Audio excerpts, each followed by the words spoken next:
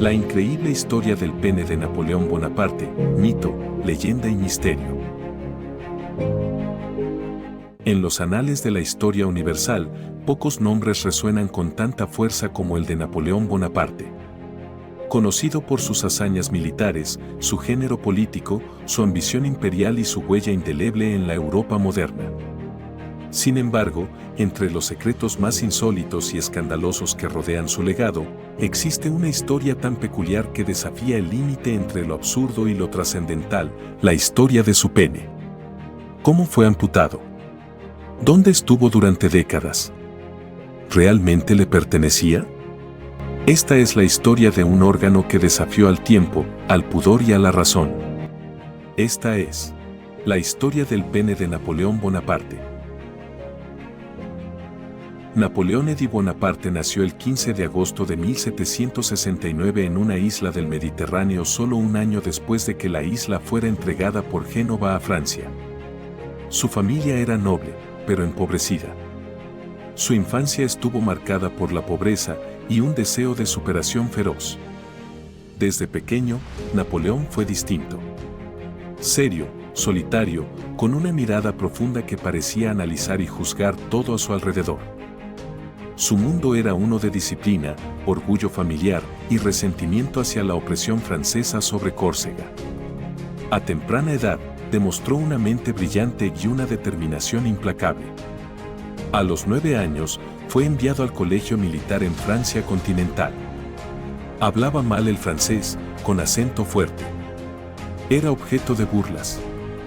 Le llamaban el pequeño corso. Pero allí nació el fuego de su espíritu. Mientras los otros niños jugaban, Napoleón leía historia militar, Julio César, Alejandro Magno. Y esperaba su momento. Su madre, Leticia Ramolino, una mujer fuerte y devota, daría a luz a 13 hijos.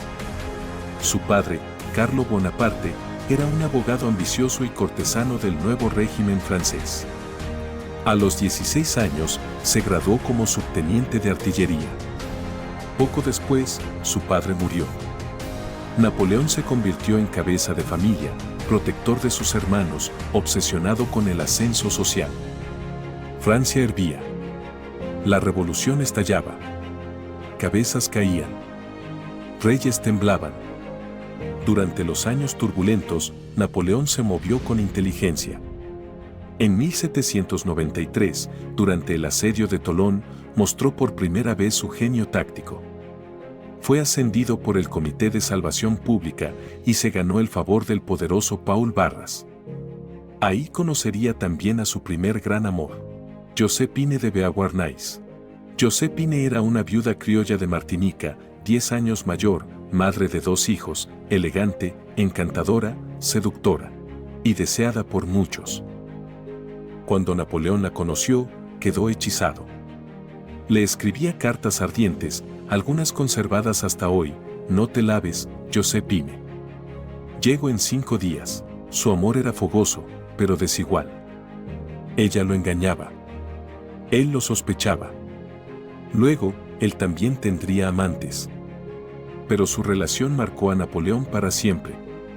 Aun cuando la repudió años después por no poder darle un heredero, jamás dejó de amarla. Los imperios pueden construirse con espadas. Pero los hombres se forjan en las camas que los traicionan. Su meteórico ascenso comenzó con su participación en la Revolución Francesa. Con solo 24 años, fue ascendido a general. Su mente para la estrategia y su voluntad de hierro lo impulsaron hacia el poder. Tras la campaña en Italia y la expedición a Egipto, se consolidó como el hombre más fuerte de la República. Napoleón llevó su ejército a Egipto, no solo para atacar a los británicos, sino para emular a los grandes conquistadores del pasado. Allí no solo libró batallas físicas, sino que quedó envuelto en el aura de lo eterno: pirámides, dioses antiguos, manuscritos perdidos. En Egipto, Napoleón se obsesionó con lo místico y lo sexual. Se dice que tuvo una amante egipcia, Zeinab, que lo introdujo en ritos antiguos del placer. Se hablaba de lociones, danzas, posiciones extraídas de papiros olvidados. Allí también nació el mito de su secreto físico, el rumor de que el emperador tenía un miembro pequeño, alimentado por soldados británicos tras su derrota en Abukir.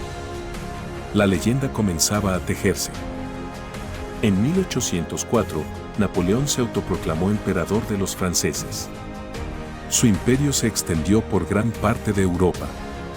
Su genio militar lo llevó a vencer a coaliciones enteras. Pero también lo cegó. Napoleón no era un rey de salón. Era un estratega sin igual. Sus ejércitos arrasaban, reformaban y humillaban a monarquías centenarias. Derrotó a Austria en Austerlitz, a Prusia en Jena, a Rusia en Friedland. El mapa de Europa se doblegaba a sus botas. Y sin embargo, no era solo guerra lo que llevaba consigo. Llevaba también ideas, el Código Napoleónico, la abolición de privilegios feudales, escuelas públicas, reformas legales. Donde pasaba su ejército, pasaba también la modernidad, pero entre tanto poder, el hombre seguía siendo carne. Entre campaña y campaña, Napoleón tenía amantes. Una de ellas María Waliuszka, una joven noble polaca. Él la deseó como un capricho. Ella lo usó como un arma, buscaba la independencia de Polonia. De esa unión nació un hijo ilegítimo. Fue, quizás, el único verdadero amor que él no eligió, sino que simplemente ocurrió. Josephine no podía darle un heredero, se casa con María Luisa de Austria, hija del emperador Francisco y así, el enemigo de los Habsburgo se convierte en yerno del imperio que juró destruir. En 1811, nace su hijo, Napoleón II, el rey de Roma. Pero el niño no reinaría jamás. Napoleón comienza a cerrarse. Se aleja de los hombres y de los pueblos. Vive rodeado de mapas y médicos. Sufre de hemorroides, migrañas y problemas urinarios. Las cartas médicas de sus doctores hablan de inflamaciones, insomnio y una obsesión por su cuerpo. Algunos historiadores señalan un dato curioso: el mismo médico que lo acompañaba entonces, François Carlo Antomarchi, era el mismo que años después cortaría su pene. ¿Coincidencia o vendetta anticipada? En junio de 1812, Napoleón invade Rusia con el ejército más grande jamás reunido en Europa. Atravesó el continente en busca de gloria. Y encontró el invierno. Los rusos no dieron batalla. Quemaron sus tierras. Replegaron sus tropas. Napoleón entró en Moscú solo, pero no ganó nada. El frío lo devoró. Hombres sin pies. Caballos en carne viva. Cuerpos congelados como estatuas. Era el principio del fin. Su invasión a Rusia en 1812 marcó el principio del fin. El invierno ruso, los errores logísticos y la resistencia implacable del enemigo redujeron su gran armée a escombros humanos. Había conquistado reyes, pero no pudo vencer al invierno. El emperador que coronó su frente ahora arrastraba los pies por la nieve. La caída fue lenta pero inevitable. En 1814 fue forzado a abdicar y exiliado a la isla de Elba. Regresó brevemente en 1815 durante los famosos 100 días, pero fue derrotado en Waterloo y enviado definitivamente a la isla de Santa Elena, en medio del Atlántico. Allí vivió 6 años. Tenía cáncer de estómago, dolores genitales y una paranoia constante. Sospechaba que lo envenenaban. Quien lo cuidaba era Antomarchi, el médico al que había maltratado en el pasado. Napoleón murió el 5 de mayo de 1821.